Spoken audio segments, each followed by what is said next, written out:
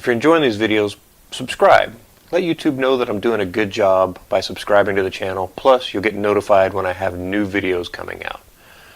And finally, if you're enjoying what I'm doing, give it a like. Just click on that thumbs up, and that way YouTube knows that you like it, and they'll pass it along to other people that might enjoy my content as well. I really appreciate it. Thank you again. Let's get started.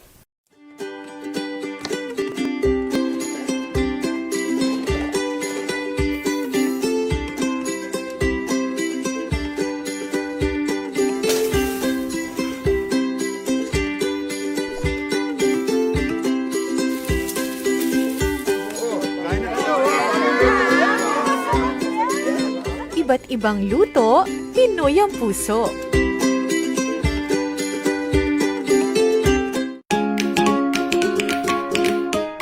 Good day mga Kagri friends!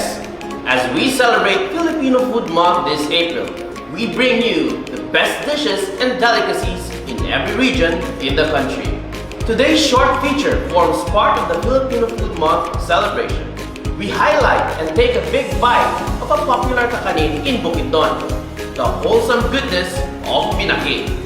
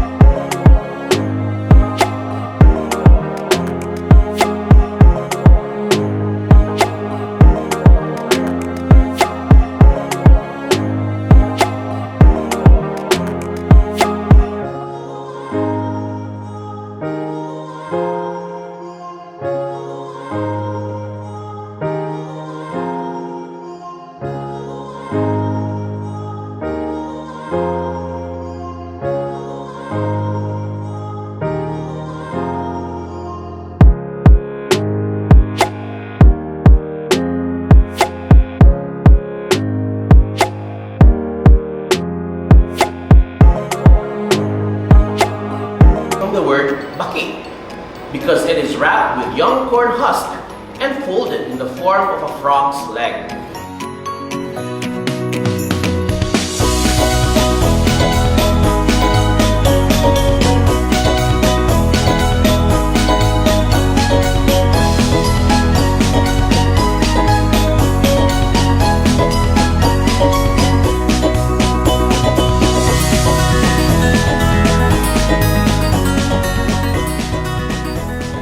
If made with the choicest ingredients, it becomes Bukidnon's delicious snack. With that said, Binaki's taste is actually a reminder to Bukidnon's glorious past with organic farming. For the most part, Bukidnon contributes to the biggest share in Northern Mindanao's total corn production.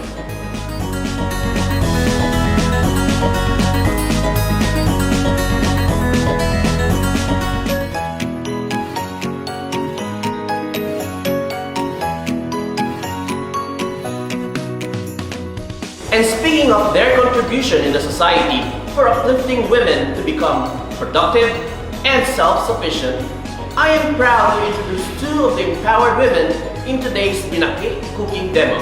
Meet Melena B. Audiencia of RMJ Binaki ni Mang Raul in Aclayan, Malaybalay City, Bukidnon.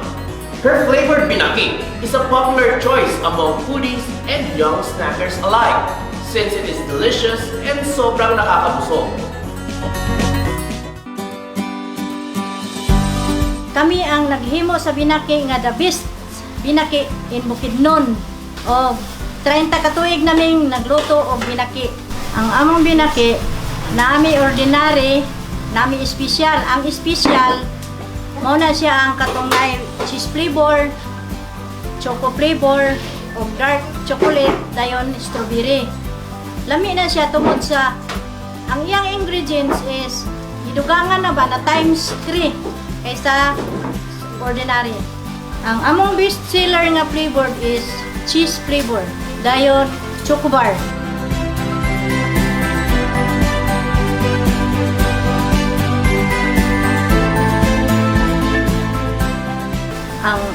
atong buhaton, panitan ang mais. Nya ilain ang iyang panit kay mo to siya pustan anay. Pagkahuman, adlipon. Pag humag adlip, igaling. Igaling siya. Dayon, human og galing, timplahan na siya. I-mix ang margarine. Margarine na siya, i-mix na to sa ginaling. Ito na siyang i-mix og ayo aron nga matunaw na siya. Mawala na ng iyang tibok-tibok sa margarine.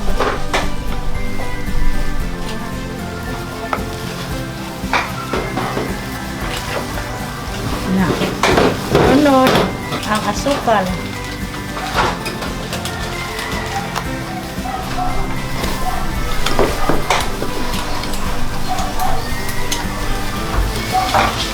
Sunod ay ang baking powder.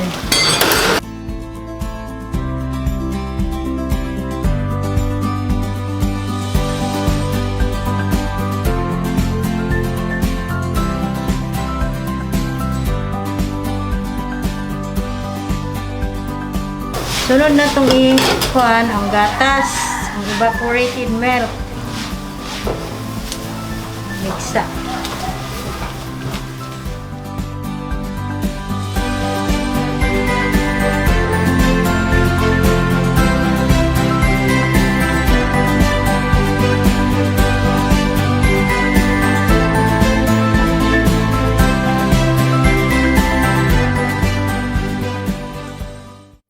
Sunod ang cheese.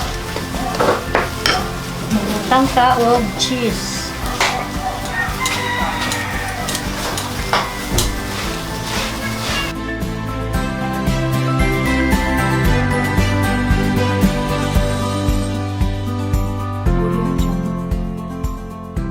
Ang pagkuha sa dahon sa mais is kuhaon na nimo imong putlon, pagkuman kuhaon nimo ang iyang panit, ang katong hugaw ilabay. Ang ikatulo na nga panit ay mo titigumon nga hinlo na siya. Ya, pagkahuman muna siya, muna ni ang pagbuhat ana.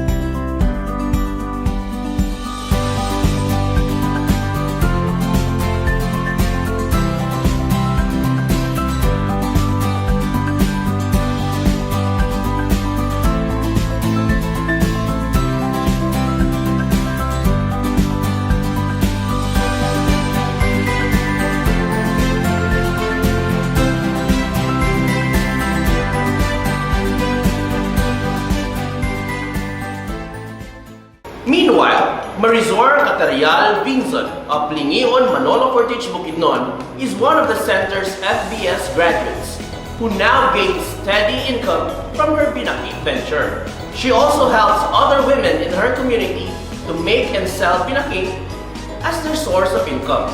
At the moment, Marizor's Binaki are popular because they are filled with yema, ube, cheese, and chocolate.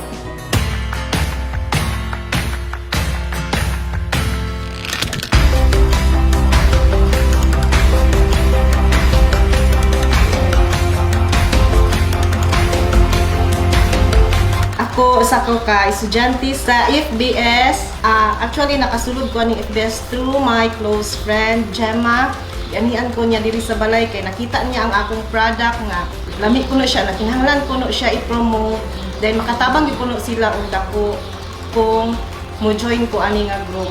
Dako gid kay ang kausaban nga nahitabo sa akong kinabuhi kay actually kanang lamang gyud kanang sakit nga naagi sa akong kinabuhi. Then pagsulod na ko ani nga group, nawag tanggamay ang akong mga kasakit nga niagi kay na-enjoy ko sa group with my classmates nga kanang grabe among banding. Actually duha mi ka Binaki sa among group. Then nangita ko og way nga unique nga klase sa Binaki mo tong nakahuna-una ko nga butangan ako siya with feeling. Nag-try ko una og yema. Yema mo ni siya ang yema. Ako ra gid ang gahimo sa iyang feeling ani ni murag daghan man ang niangay. So nagsuggest na sad sila nga maghimo ko og laing flavor. Pareha aning ubi, cheese, pineapple.